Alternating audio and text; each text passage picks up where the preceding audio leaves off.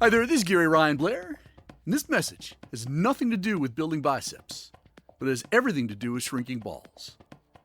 In the spirit of calling a spade, we've become a society of soft, wimpy, fearful, politically correct, entitlement-driven, hypersensitive, and convenience-addicted weenies. And I'm not of this tribe. I loathe mediocrity. I find excuse-making revolting, and I believe that many parents and institutions are handicapping their children by shielding them from obstacles, hard work, failure, and even suffering. And rather than placing blame and focusing in on the problem, I prefer to educate and to provide a sustainable solution for building a strong, vibrant, and responsibility-driven society. So here we go. In Freud's psychoanalytic theory of personality, the pleasure principle is the instinctive seeking of pleasure and the avoidance of pain in order to satisfy our most basic and primitive urges, including hunger, thirst, anger, and even sex. Sometimes referred to as the pleasure-pain principle, this motivating force helps drive behavior, but it also intensely desires instant satisfaction.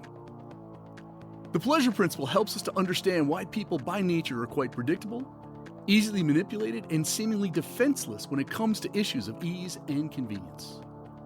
In other words, without a challenge, without the conscious pursuit of the strenuous life, and without self or externally enforced resistance, most people will not stretch themselves.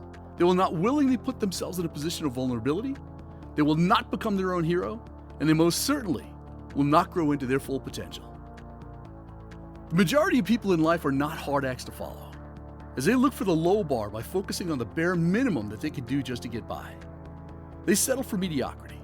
They're quick to call it quits, and they capitulate their dreams to the smallest of obstacles and the slightest whiff of fear. They're inclined to procrastination and laziness, and they tend to crawl into the false sense of security promised by the comfort zone. They create diversions by hiding behind excuses, habits, customs, and the latest technology, and in the name of protective posturing, they do everything in their power to minimize risk, to prevent rejection, and to shy away from any form of responsibility or accountability. And as a result of these behavioral indiscretions, or what I call poor choices, they display the mental strength of a 98-pound weakling. They throw commitment, character, and courage under the bus, and they undermine their own reputation in the process as well. By doing so, they rob themselves and the world of another masterpiece, another great book, another superior teacher. So what's the solution? Well, the solution is to do hard things, to live the strenuous life, to pursue challenging goals, to grow a pair, and to be your own hero. Hard, challenging goals or pursuits are illuminating in that they immediately expose weakness and they also reveal strength.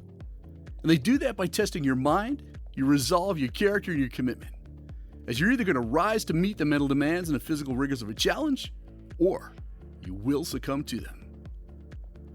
Ultimately, your response to a hard task or challenging goal exposes you for the courageous or the cowardly person that you really are.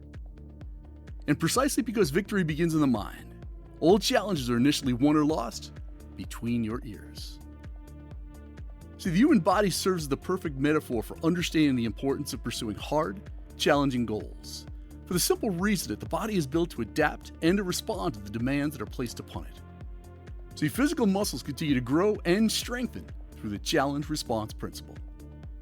This principle is based on the theory that muscles must be challenged in order to upgrade and grow, and that they will progressively work to overcome a resistance force when required to do so. The opposite is also true, as physical muscles will downgrade and weaken with the absence of a challenge. As an example, if you simply lift the same amount of weight each time you work out, you're going to keep your muscles in a comfort zone and don't provide any resistance force for them to adapt and to grow. See, the challenge response principle operates the same way in every area of your life as well. And that is why we all need to be challenged. And not just physically challenged. So we need intellectual, leadership, spiritual, relational, sales, and any other type of performance challenge that stretches us to grow, that forces us to overcome adversity, that tests our character and commitment, and which inspires us to resist the gravitational pull of the comfort zone. Now here's a question for you. When will your finest hour come? And how will it arrive? Do you really think it will materialize without a challenge? Without you being pushed to your limits? Without your perseverance being tested? Without you being tormented and put through your own personal hell?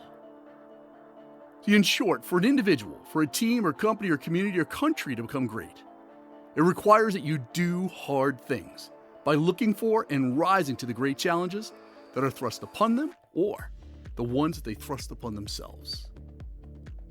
See, my goal in writing this message is to persuade you that there's an awesome opportunity waiting for you to pounce on it.